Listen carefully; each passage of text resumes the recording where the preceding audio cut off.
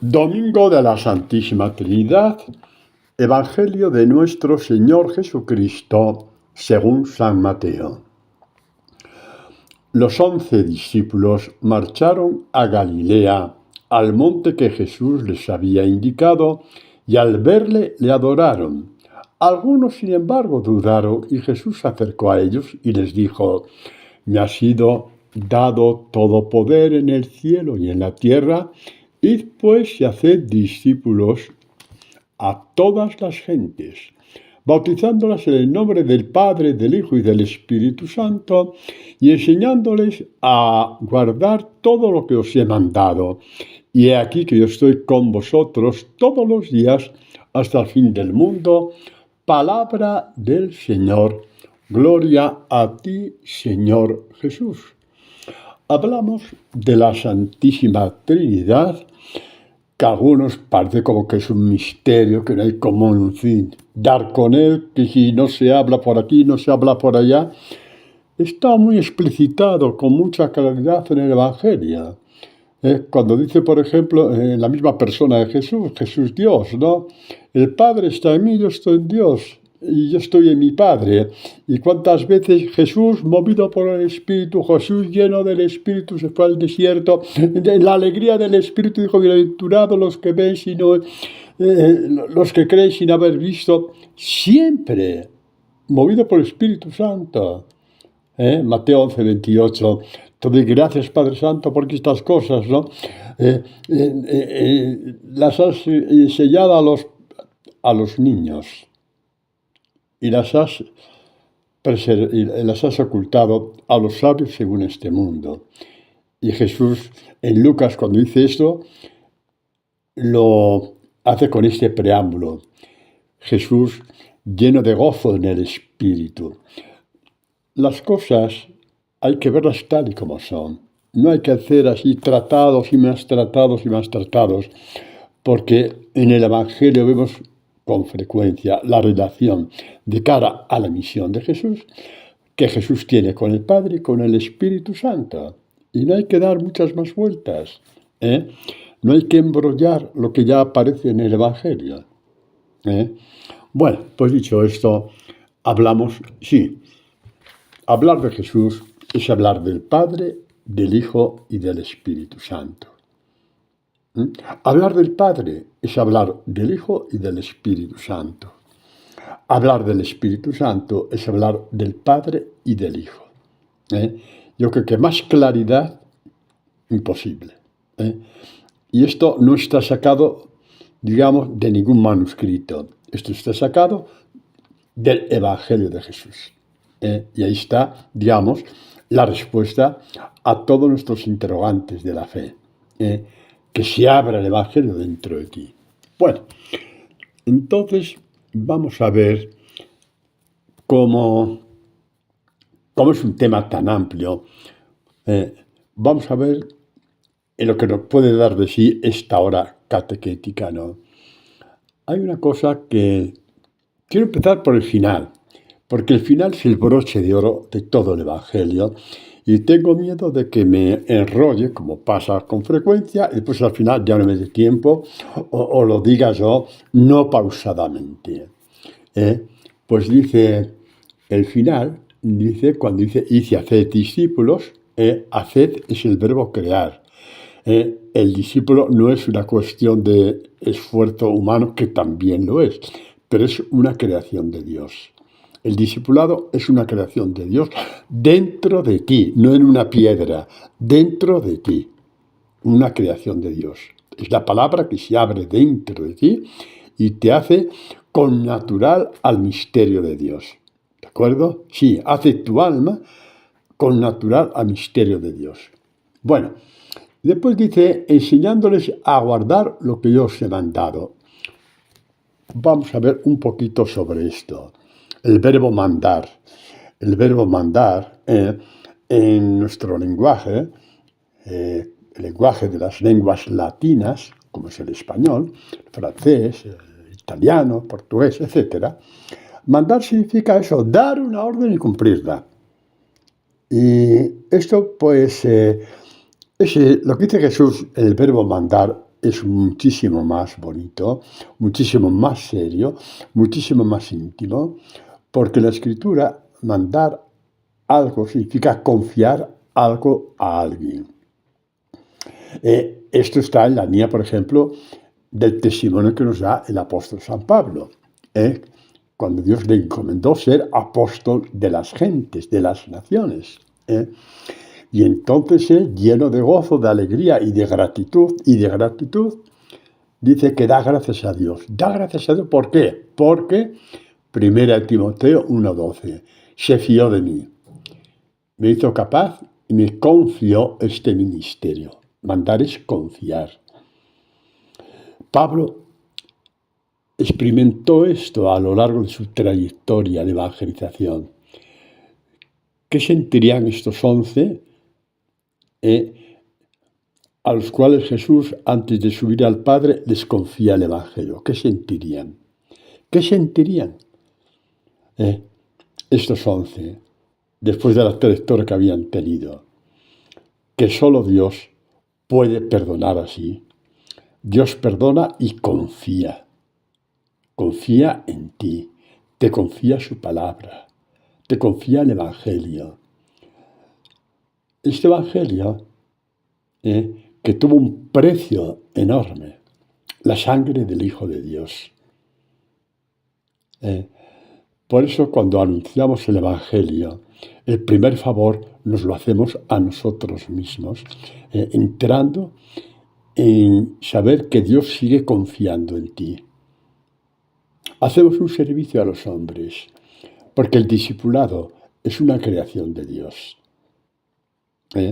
Esto es muy importante. Es muy importante.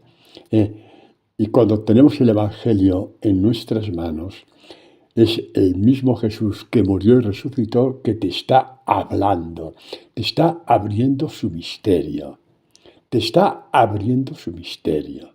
Y el que entra en el misterio del Hijo, entra por el mismo Hijo en el misterio del Padre y del Espíritu Santo, ¿no? Bueno, entonces enseñándoles a guardar como guardó la Virgen María la palabra. El mismo Jesús guardó la palabra del Padre. Lo hemos visto otras veces, ¿no? Juan 8:54. Dice, yo conozco al Padre y guardo su palabra. Con lo cual vemos que hay una relación directa, no indirecta, entre guardar la palabra y conocer a Dios. Entre guardar la palabra y entender, entre comillas, el misterio de Dios. Porque no se entiende con palabras humanas.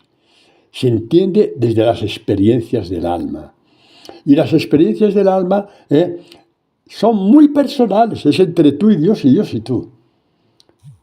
Otra cosa es ya después tu vivencia, tu transparencia, tu ser luz del mundo. Pero es Dios el que te va partiendo la palabra, y cuando te parte la palabra, eso está al alcance de todo lo que lo busca, te está partiendo su misterio, el del Padre, el del Hijo y el del Espíritu Santo. Con esta modalidad tan profunda. El Padre que te ama, tanto, pero tanto, que envió a su Hijo para pagar tu deuda. Y en la cruz sufrió tanto el Padre como el Hijo, tanto el Hijo como el Padre. ¿Vale? Es el misterio del Padre, es el misterio del Hijo,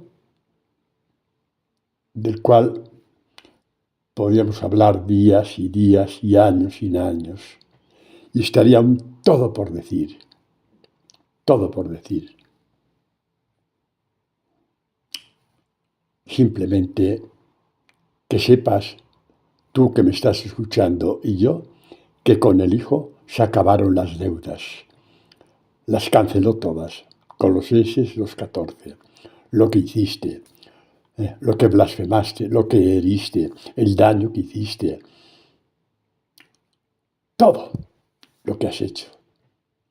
Quitar la fama a los demás, egoísmo, vivir de espaldas a Dios, solamente de espaldas, de cara a tu propio ombligo y nada más. Todo esto está cancelado. Todo esto está cancelado. Todo. ¿eh? Y por eso dijo a Jesús, id, os confío estas palabras, anunciarlas, porque la cancelación de los pecados es universal. De vosotros depende que el hombre sepa que sus pecados están cancelados. De vosotros depende de que la cancelación sea real y efectiva. Id y haced discípulos. Id y cread discípulos. Y he aquí que yo estoy con vosotros todos los días, hasta el fin del mundo. ¿Por qué todos los días? Ay, padre, pues porque es muy bonito. Ya, pero aparte de ser bonito, ¿por qué?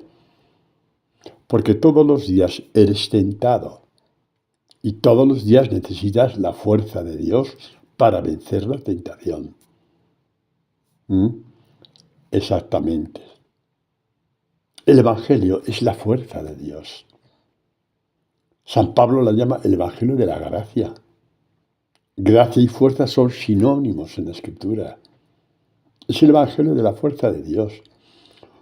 Conforme, a ver, me viene ahora un pensamiento. A ver si Dios me permite decirlo bien. Conforme tú vas dejando que el Espíritu Santo vaya escribiendo el Evangelio en las páginas de tu alma, en esa misma medida, te va llenando de la fuerza de lo alto, la fuerza divina para vencer toda tentación. Podrás seguir cayendo.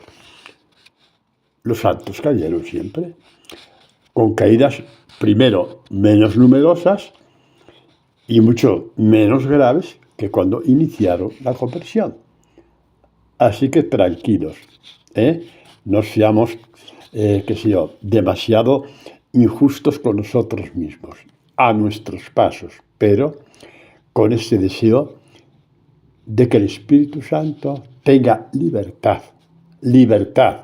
Hablamos del Padre, del Hijo y del Espíritu Santo. Libertad para escribir las palabras vivas del Evangelio en las páginas de tu alma. Ese es el contexto en que Jesús dijo, cuando venga el Espíritu Santo, Él os lo enseñará todo, porque la palabra no estará en la mente, sino en el corazón, en el alma. Pues todo esto es así, ¿no? Todos los días, porque todos los días somos tentados.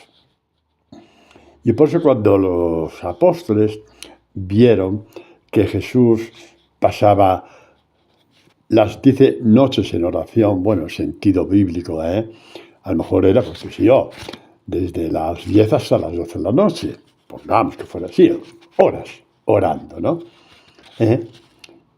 Pues ellos dijeron, ¿cómo será la relación de Jesús con el Padre? Que se siente la necesidad de hablar con Él. ¿Qué hace? ¿Cómo hace? ¿Cómo nos gustaría aprender a rezar? ¿Cómo nos gustaría? Y un día le dijeron, Señor, enséñanos a orar. Les faltó decir, como tú oras con el Padre. Es que nos das envidia, Nosotros fuera de las oraciones vocales que las hacemos de carrerilla, sí, también los salmos de carrerilla, ¿no? Ahí en la sinagoga. Pues que no nos dice nada, pues claro. Es que cuando tú vas de carrerilla, dejas a Dios atrás, en la línea de salida. No le dejas ni salir contigo. Es bonita esta imagen, ¿no? Pues así es. Cuando rezas de carrerilla, dejas a Dios en la línea de salida. No corre contigo, de ala, vete. Yo quería ir contigo, pero es que la oración es paso a paso, palabra a palabra. Por ejemplo, los laudes son 3 salmos, ¿no es cierto? ¿Qué es más agradable a Dios y más provechoso para tu alma? Detenerme, por ejemplo, en el primer salmo y ver este versículo, ver qué te llega y detenerte y dejar que se pose dentro de ti y que Dios te hable y partes la palabra porque ese versículo tiene que ver con no sé qué cosa del Evangelio que no tiene ni por qué buscarlo, simplemente recordarlo.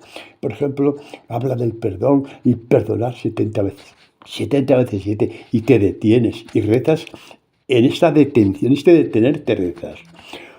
Pues, ¿qué es más agradable a Dios y más provechoso para tu alma? Quedarte 15 minutos en ese salmo y decir, bueno, ya me tengo que ir a trabajar y me voy. O hacer los 3 salmos en 10 minutos. Responde tú, porque ya sabes la respuesta. De carrerilla, no. Ni los salmos, ni nada. Ni los salmos, ni nada. De carrerilla, no. Un discípulo de Jesús nunca reza de carrerilla por mucha prisa que tenga. Prefiere detenerse a que Dios le hable el tiempo que tenga fijado, y si te da tiempo a un salmo, pues a un salmo.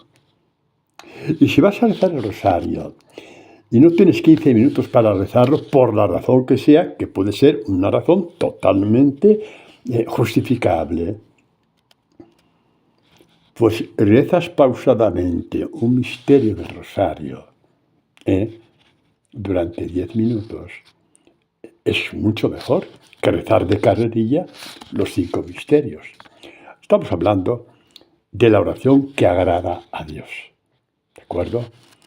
De la oración que agrada. Que te da tiempo a los 5 misterios y tardas 20 minutos o media hora. Por supuesto, mucho mejor. Pero si tienes obligaciones urgentes que hacer y que son necesarias de hacer,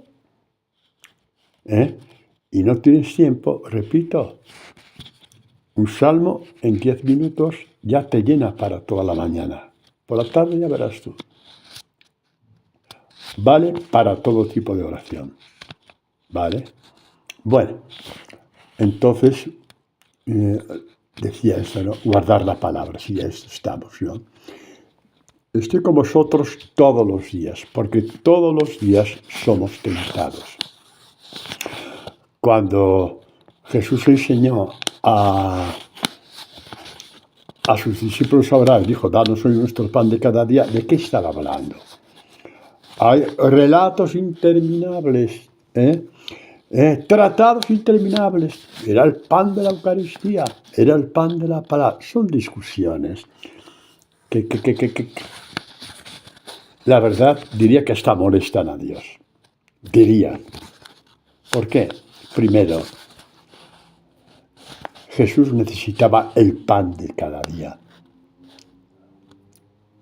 para aguantar todas las estupideces que los hombres decían sobre él y que nosotros hubiéramos dicho también de estar con ellos, que si estaba loco, que si era un fantasioso, que si era un charlatán, que si era un embustero.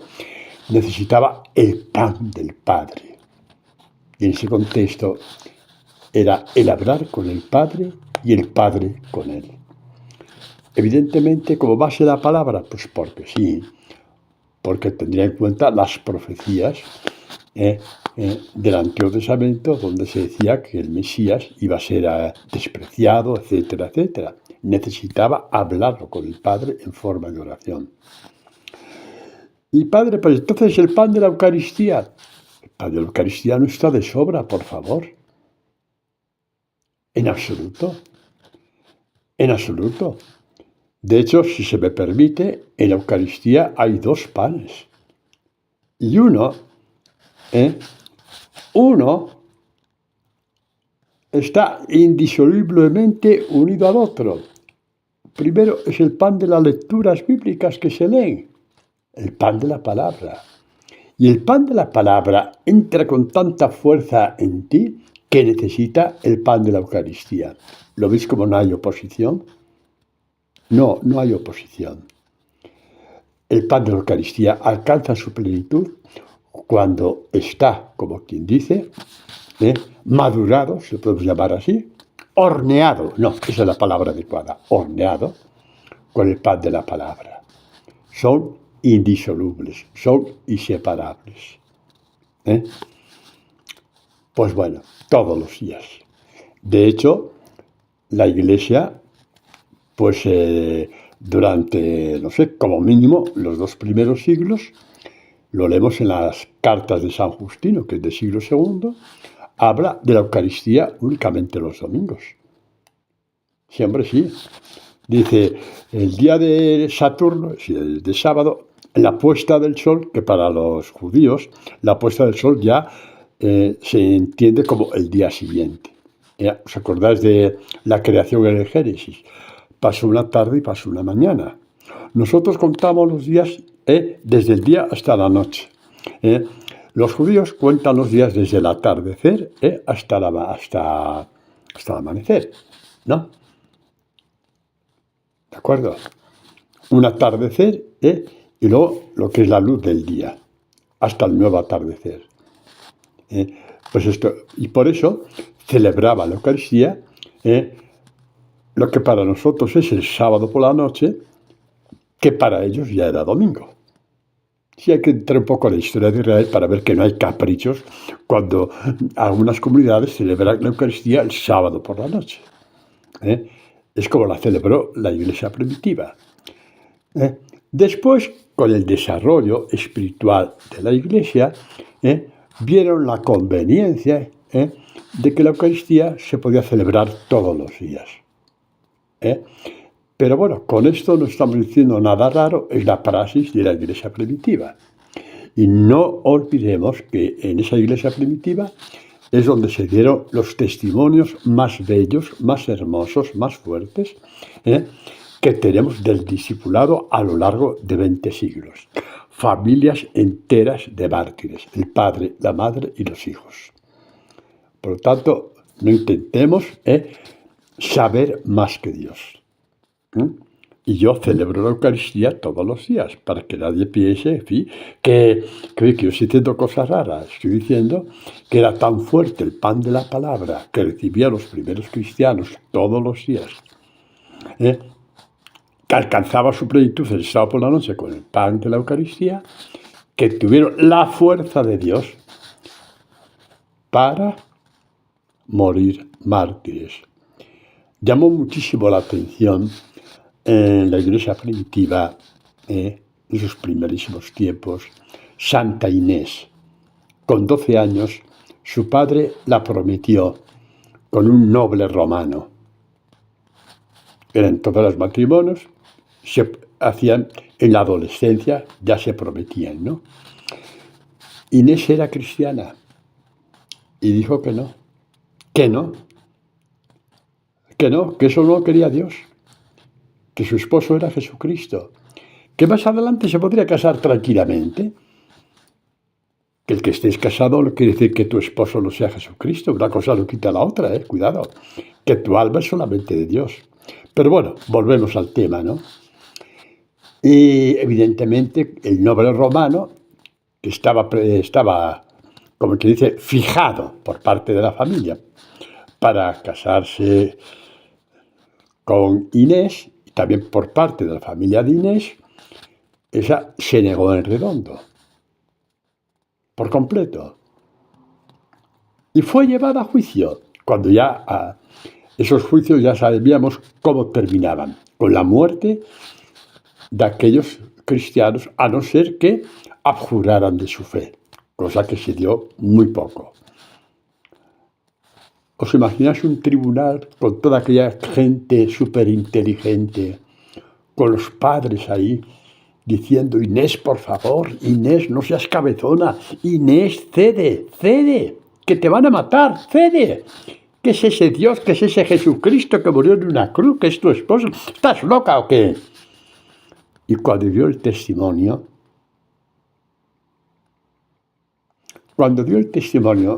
esta chica de 12, 13 años conmocionó a todo el tribunal. No entendieron. Porque mira, alguien me puede decir, sería por fanatismo. De acuerdo, por fanatismo se hacen estas cosas. Pero el fanático no habla con sabiduría, habla a trompicones, con ansiedad. El fanático habla con ansiedad y gritando, imponiendo. Inés apenas dijo, mi esposo es Jesucristo. haced conmigo lo que queráis. Él siempre estará conmigo. Y conmocionó a todo el tribunal. Provocó tantas lágrimas en aquellos que le condenaron, cuantos de ellos después se hicieron cristianos, con lo cual se cumplió lo que Jesús había dicho: vosotros sois la luz del mundo. Inés fue luz para sus perseguidores, para sus acusadores. Estoy con vosotros todos los días, sin fanatismos, con las pausas propias de quien está lleno de Dios. Mi esposo es Jesucristo, dijo Inés. Hubo un tiempo atrás que se pensaba que para ser esposa de Jesucristo había que no casarse y consagrarse a Dios. No, la iglesia primitiva nunca pensó eso. Se sentían hombres y mujeres, sus almas desposadas con Jesucristo por la fe. ¿Por qué? Porque Jesús vivía en ellos. ¿De acuerdo? El que lleva el Evangelio a su alma, lleva a Jesús, el Señor, a su alma. Bueno, a veces hay que volver a la iglesia primitiva para deshacer un poquito ciertas cosas, ¿no? Para deshacer. Estoy con vosotros todos los días. Y aquel día estuvo con Inés. Y el otro día estuvo con San Policarpo. Y otro día estuvo hasta militares romanos que se convertían, militares del Imperio Romano, se convertían viendo a estos cristianos. Y morían mártires ellos también. Y creó realmente un terremoto en toda la sociedad del Imperio de Roma. Ahora que nos quejamos lo mal que está el mundo, ay, qué mal está el gobierno, qué mal está en todos los países, qué mal, qué mal, qué mal, qué mal. Y me pregunto, ¿y para cuándo la generación de la iglesia primitiva que diga, creemos en Dios? Nuestro Señor es Jesucristo, no es el presidente de este país. Nuestro Señor es Jesucristo. ¿De acuerdo? Y por eso hay que rezar por los que nos gobiernan. Y en ese rezar por los que nos gobiernan hay que poner una raya, porque servimos a Jesucristo. ¿Tenemos que obedecer? Sí. ¿Me entendéis, no? ¿Me entendéis? Pienso ahora, por ejemplo, en la lacra del aborto. Es una epidemia, es una mortandad. Cada año, una mortandad enorme.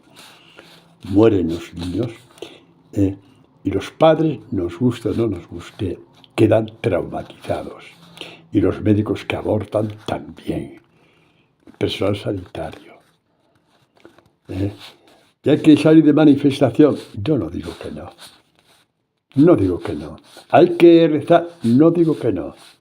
Pero donde esté una cristiandad, como la iglesia primitiva, que hizo tambalear el Imperio Romano,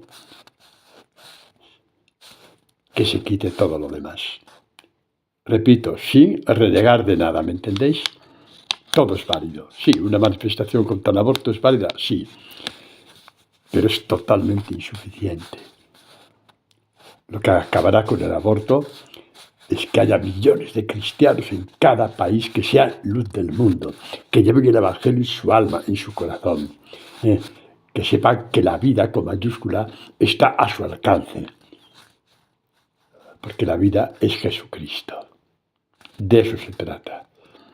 De ahí la urgencia: id y anunciad el Evangelio, id y anunciad el Evangelio, id y anunciad el Evangelio. Las parroquias son para anunciar el Evangelio. Los grupos de parroquiales son para anunciar el Evangelio. Las congregaciones religiosas son para anunciar el Evangelio.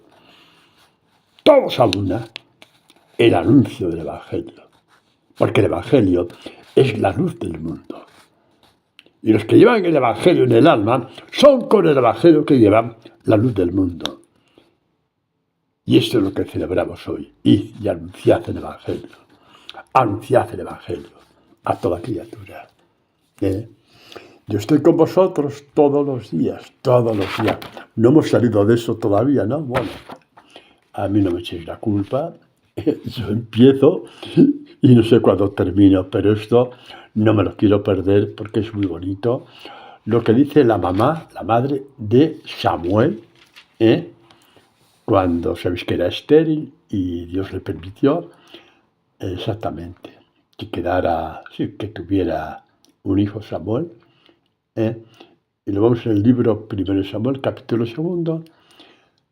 Ana, estéril y anciana, canta un himno a Dios bellísimo, bellísimo, bellísimo. Me quedo solamente con un punto. Dice Ana, ella que fue fiel a Dios, vio que Dios la había visitado, la había abrazado, había roto su esterilidad, estaba embarazada de su marido. Y dice, qué testimonio más bonito. Dice, Dios guarda los pasos de sus fieles. Otros traducen, que es lo mismo, guarda los pasos de sus amigos. Porque así es como Jesús llamó a los discípulos. Os llamo amigos. Ya sabéis, mi otro yo. Guarda los pasos que das. A veces vas por abismos, pero guarda tus pasos. Son abismos del odio que se te tiene, de la persecución, del desprecio. Son abismos donde cualquiera puede caer, pero tú no. ¿Por qué?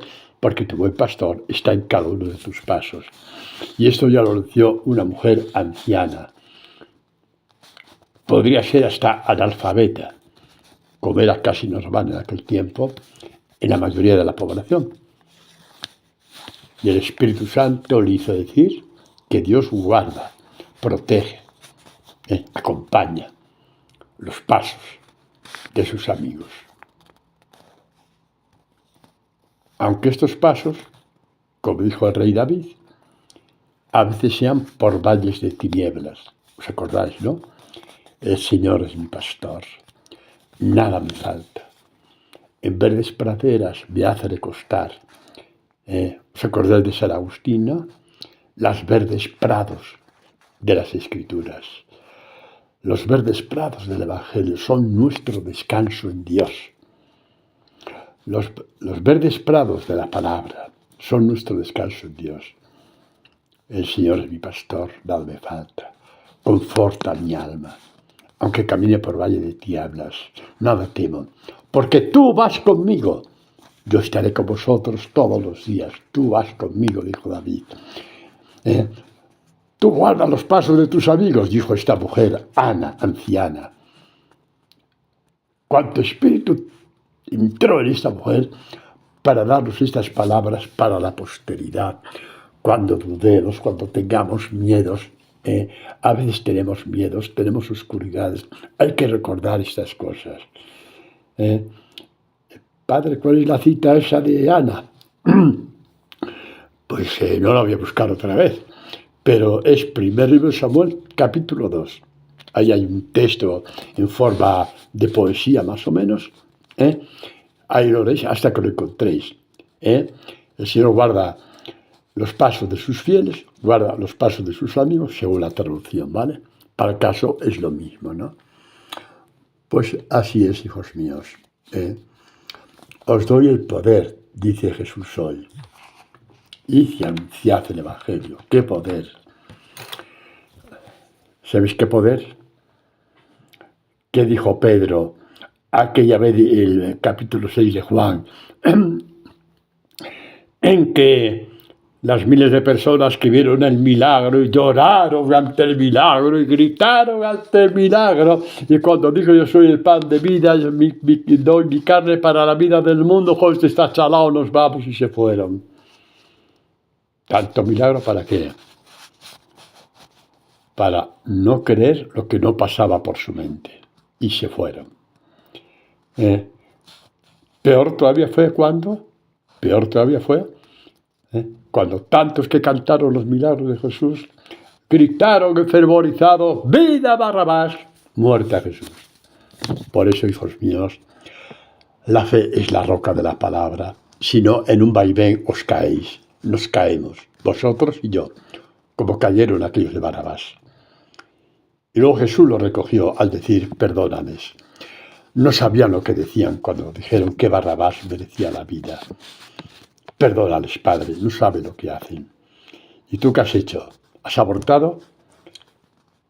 ¿Has traicionado a tu mujer, a tu marido? ¿Has hecho esto? ¿Has hecho lo otro? Escucha lo que te dice Jesús. Perdónale. No sabía lo que hacía.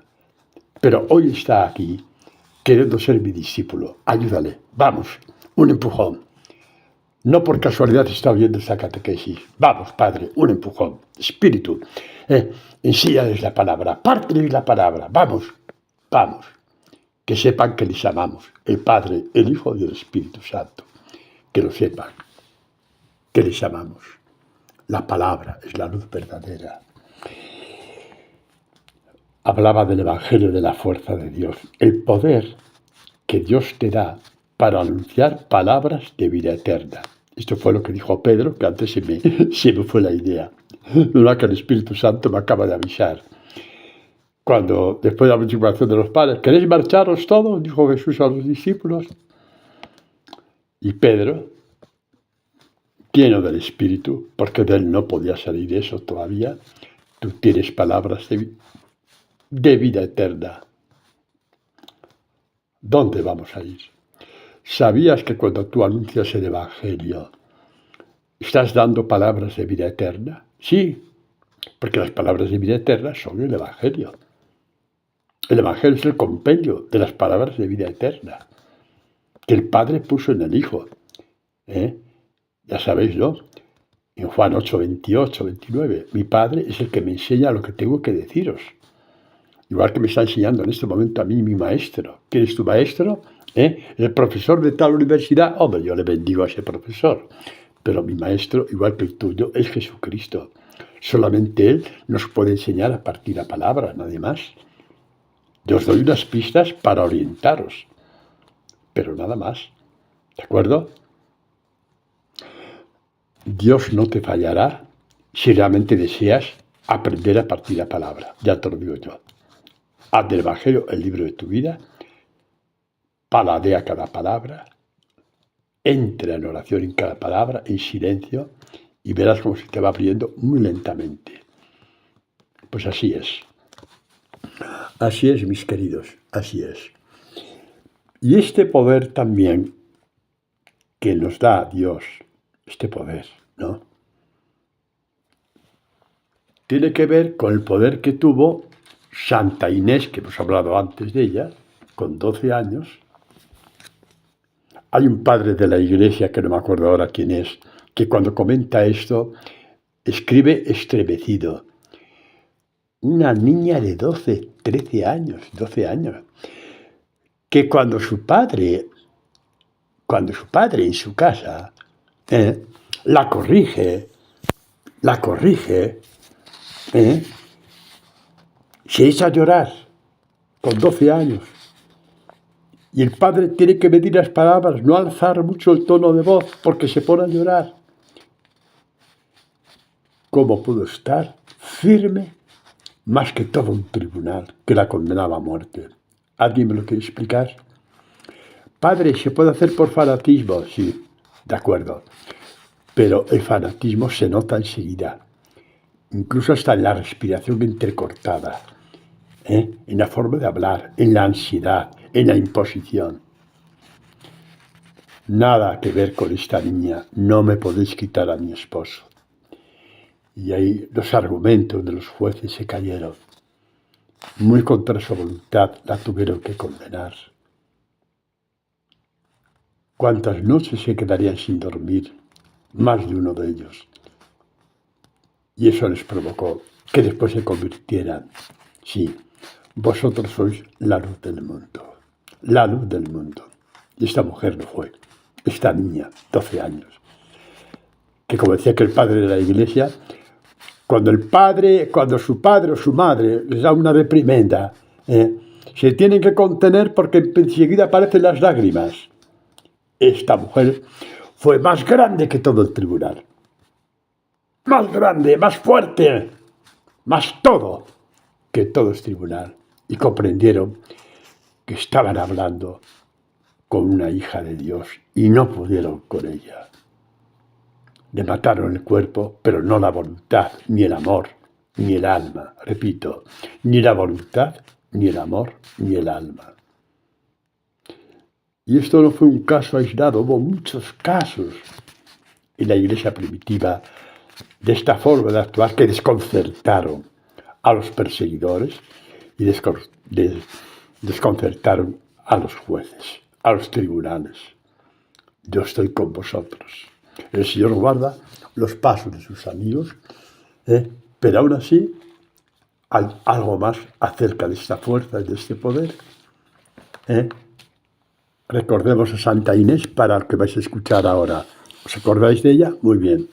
¿Os la imagináis en el tribunal? Muy bien. ¿Os la imagináis con 12 hombres acusándola y diciendo que te vamos a condenar a muerte? ¿Os lo imagináis? Es que fue así. Es que fue así. Pues lo que dice Jesús en las catequesis del Buen Pastor. Dice, por eso me ama el Padre, porque doy mi vida para recobrarla de nuevo. Nadie me la quita. Yo la doy voluntariamente. Tengo poder para darla y tengo poder para recobrarla de nuevo. Cambiamos de escenario. Vamos a imaginar otra vez el tribunal, condenando a Inés, niña de 12 años. ¿Lo imaginamos? A veces con palabras amables, con lisonjas, te espera un gran matrimonio, te espera un hombre romano, a veces con palabras más ásperas, metiéndola a miedo. Y cuando dijo, es que yo ya tengo un esposo, no tenéis nada que ofrecerme. El Hijo de Dios es el que ama mi alma. Tú, hombre casado, puedes decir exactamente lo mismo, porque tu alma no es de tu mujer, es entre tú y Dios. Lo cual no quiere decir que ames a tu mujer. Y lo mismo digo respecto a la mujer. Entonces, cuando Inés dijo, no temo a la muerte, podéis matarme, pero a mi esposo no lo quitáis, pudo perfectamente decir al pie de la letra lo que hemos escuchado antes de Jesús. Inés pudo decir tranquilamente, por eso me ama mi Padre, porque doy mi vida para recobrarla de nuevo. Nadie me la quita. Yo la doy voluntariamente. Tengo poder para darla y poder para recobrarla de nuevo. Y así les dijo, podéis matar mi cuerpo, pero no mi alma. Mi alma está preservada en las manos de mi esposo. Queridos, esto es la Iglesia. Esto es la Iglesia. Y nos tenía que hacer llorar que esto la gente no lo sepa. Nos tenía que hacer llorar de tristeza. Nos tenía que hacer llorar. Adelante. Ánimo. Conozco a bastantes de vosotros, algunos físicamente, de aquí de España o de Ecuador, donde he estado. He visto casos como el de Santa Inés, no en el plan de martirio, pero sí de amor a Jesucristo. Tantos, tantos, tantos. En Madrid, en otras partes de España, en Jaén y en Ecuador. Tener el poder para dar la vida, el poder de caminar por encima de los insultos, de los rencores, de las envidias. Ese poder es el que convierte al mundo. Ese poder es el que convierte al mundo. Por lo menos le pone un interrogante. Inés, Tengo poder para dar la vida y tengo poder para recobrarla. Ahí os quedáis, señores jueces, porque contra esto no valen vuestras leyes, porque mi esposo me va a llevar con él. Es que le conozco, no es porque me lo hayan dicho, no es porque lo he leído en un libro de no sé quién, o porque no sé qué, no, es que me lo ha dicho él, porque el esposo, si tiene una particularidad, es única, no es mudo, habla contigo cuando te parte la palabra, cuando te sugiere eso y te sugiere lo otro. Fiesta de la Santísima Trinidad. ¿Veis que no hace falta grandes libracos para explicar el misterio? Ya hemos visto cuál es la misión del Padre en tu alma, cuál es la misión del Hijo en tu alma, cuál es la misión del Espíritu Santo en tu alma. Ya tienes bastante, ya tienes bastante. Ya tienes bastante. Tienes a Dios Padre, Hijo y Espíritu Santo contigo. Ante la lucha de la vida, ante la lucha de la enfermedad, ante la lucha de la pobreza, ante la lucha de la tristeza, tienes a quien tienes, por lo cual estás por encima del mal, que acontece a todos, porque la enfermedad será voluntad de Dios, pero no es buena, es mala. Otra cosa es que del mal salga la liberación de nuestro cuerpo. La muerte es la liberación del alma. Claro, hombre, claro. ¿Y qué pasa con el cuerpo? Es un cuerpo glorificado, como lo vimos en la transfiguración, que vimos a Jesús glorificado, radiante, a Moisés radiante y a Elías radiante. Siempre sí. Lo cual quiere decir que si tienes una verruga en la nariz, esa verruga no va a ser con ella al cielo, no te preocupes. No va a haber en el cielo para quitarte la verruga. Sales con tu cuerpo glorificado, lleno de luz. ¿De acuerdo? Así es. Creo que con lo de la verruga ya lo habéis entendido todo, ¿verdad? A veces los mejores ejemplos son estos. Pues seguimos, queridos, seguimos. Las vírgenes sabias, ¿quiénes son? A ver, ¿damos un salto? No, no es ningún salto. Las vírgenes sabias, la Virgen, en las palabras de Jesús, es la imagen del alma, porque la Virgen está hecha solamente el alma está hecha solamente para aquel que la puede habitar, que no es ni tu mujer ni tu marido, es Dios. Y estas vírgenes son de Dios cuando están llenas de luz. La palabra es la luz verdadera que ilumina a todo hombre que viene a este mundo. Y el que guarda mi palabra, mi Padre la amará y vendremos a él y haremos morada en él. Y será la morada de la luz. Juan 14, 23. La virginidad del alma. ¿A qué viene esto ahora? Porque es esta virginidad, esta luz, la que manifiesta al mundo la fuerza de Dios. Vamos a ver un poquito, ¿no? Vamos a ver el ejemplo del apóstol Pablo, ¿no? Es interesante, iba a decir interesante, pero no, es infinitamente más que interesante. Para empezar, San Pablo llama a Jesús, dice, 1 Corintios capítulo 1, versículo 21 en adelante, dice Pablo, de hecho, como el mundo, mediante su propia sabiduría, no conoció a Dios en su divina sabiduría, quiso Dios salvar a los creyentes mediante la necedad de la predicación. Y así, mientras los judíos pidéis señales son los milagros, ¿no? Lo sabéis por el Evangelio. Los griegos, y de los otros pueblos, imperios romanos, lo que fuera, buscan la sabiduría humana. Nosotros predicamos a un Cristo crucificado. Escándalo para los judíos, porque murió en la cruz y lo mataron ellos y encima se escandaliza. En fin, la mentira del hombre no tiene límites.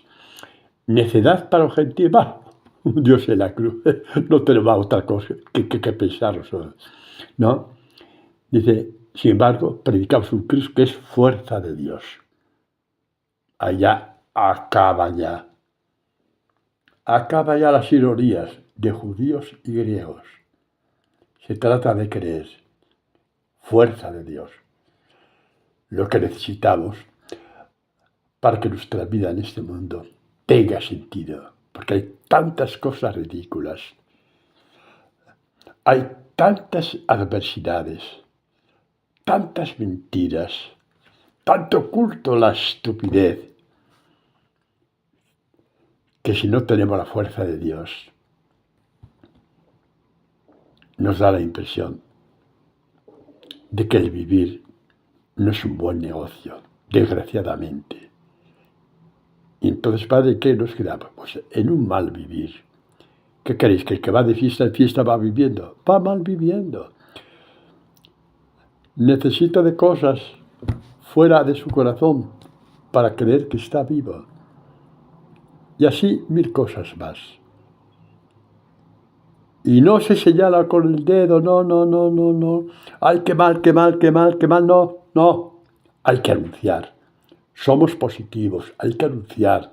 Estamos a favor de los hombres. Estamos a favor de los hombres, incluso de los que desprecian a Dios porque creen que sin Dios se vive mejor. Estamos a su servicio.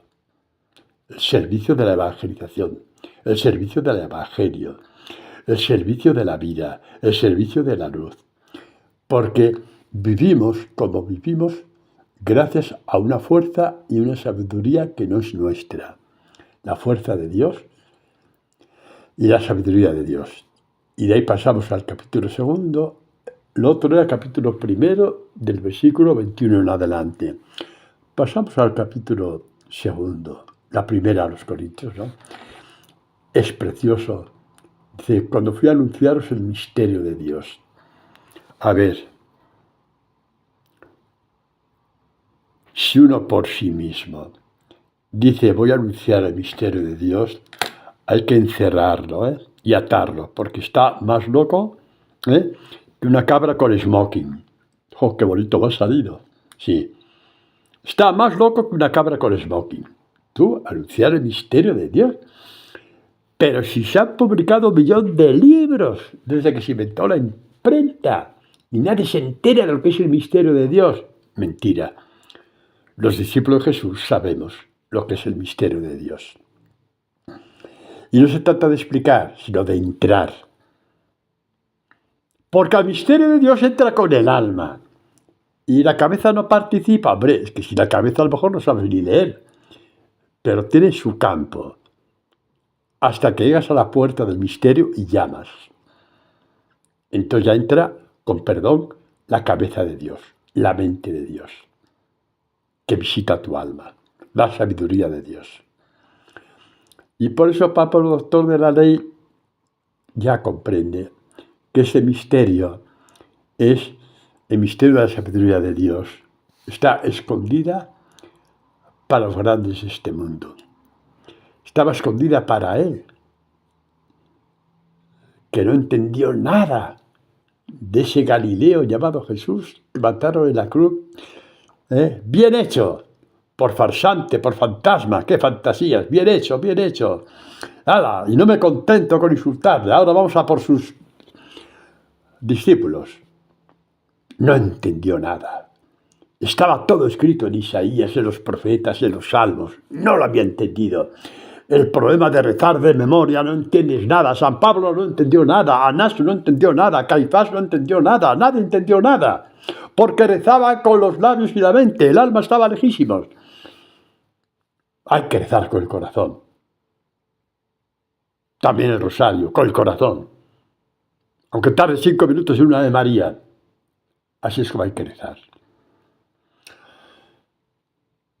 Y si rezas el rosario entero de esta forma, pues mejor todavía, por supuesto. Por supuesto que sí. Pero ahí está, escondida, pero los pequeños. Los 11 apóstoles que quedaron en el cenáculo nunca fueron tan pequeños. Viendo lo que había pasado, les anunciaban la resurrección del Señor. Se resistían a creer, pero ya no peleaban entre ellos, ya no discutían quién era el mayor. A pesar de todo, decidieron esperar como niños pequeños. Lo mejor era haberse marchado a su tierra, a Galilea, a las barcas, a los negocios que tuvieran.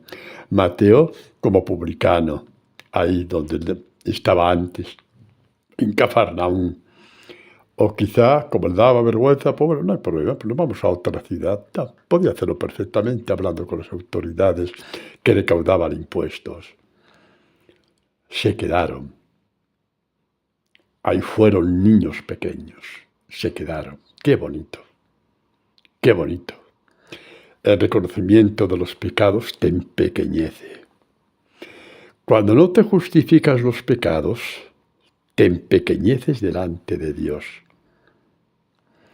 Y cuando te empequeñeces delante de Dios porque no justificas aquella traición, aquel insulto, aquella envidia, lo que hayas hecho, me da igual.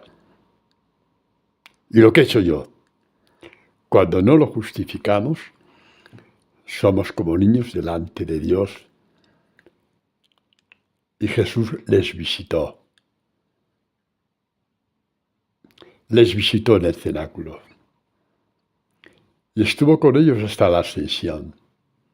Y les dijo: el poder que yo he tenido de mi Padre para anunciaros palabras de vida eterna, os lo doy a vosotros.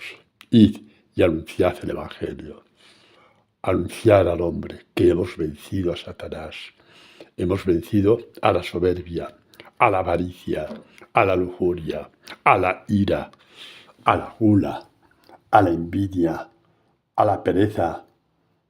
Hemos vencido a todos, absolutamente a todos, absolutamente a todos. Y vamos a ver el poco tiempo que nos queda. Señor mío y Dios mío. A ver, ¿dónde se ha metido Lucas? Ah, ya lo he encontrado. Eso que hemos visto otras veces, pero en este contexto nunca. Dice, en aquel momento se llenó de gozo Jesús en el Espíritu Santo, como os dije al principio, ¿no? El Padre y el Espíritu Santo están con Jesús a lo largo de toda su misión.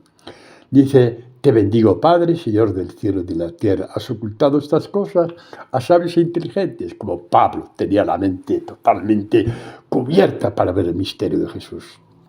Os lo he dicho antes, ¿no? Muy bien. Sí, Padre, ese ha sido tu deseo. Y después se volvió a los discípulos y les dijo: bienaventurados vuestros ojos que ven y vuestros oídos porque oyen. ¿Qué ven vuestros ojos? ¿Qué ven vuestros oídos? ¿Qué? Que la palabra está viva, que la palabra se os abre, que las palabras están llenas de catequesis, que la palabra soy yo mismo. Eso no lo han visto todos esto, pero vosotros sí, los pequeños lo veréis siempre. Tú eres pequeño, ya lo estás viendo entonces. ¿Y qué es lo que ven? ¿Qué es lo que ven? Pues lo que dice, queda un minuto y pico, Juan, la primera carta, lo que existía desde el principio, lo que hemos oído, lo que hemos visto, lo que hemos contemplado, lo que hemos tocado acerca de la palabra de Dios. Sí, Padre, qué bonito, pero Juan lo vio, lo tocó y tal. No, pero Juan está dando un salto. ¿Qué salto está dando? Esto es os lo decimos para que vosotros también veáis, oigáis, tocáis y palpéis. Y cuando esto sucede, que sin haber visto físicamente al Señor, tú en la palabra le ves y le oyes y le tocas y le palpas, que es lo que está hablando San Juan, ya dejaos de milagritos de una vez. Ese es el mayor milagro, que puedes partir la palabra. ¿Qué pasa cuando tú ves, oyes, tocas y palpas una palabra de un salmo, de un pasaje del Evangelio, de un pasaje de Jeremías? ¿Qué pasa entonces? Se cumple en ti lo que dijo Jesús a Tomás, cuando lo de la llaga del costado, dijo: porque me has visto, has creído, con tus ojos de la cara. Bienaventurados los que no han visto con los ojos de la cara y han creído, porque me ven, me oyen, me tocan y me palpan con los ojos, oídos y manos del alma. Eso es. Y lo dijo también San Agustín acerca de los sentidos del alma. Señor, concédenos poder creer en estas palabras, que son tuyas, solamente tuyas, y nada más que tuyas. porque yo he sido un instrumento. Amén.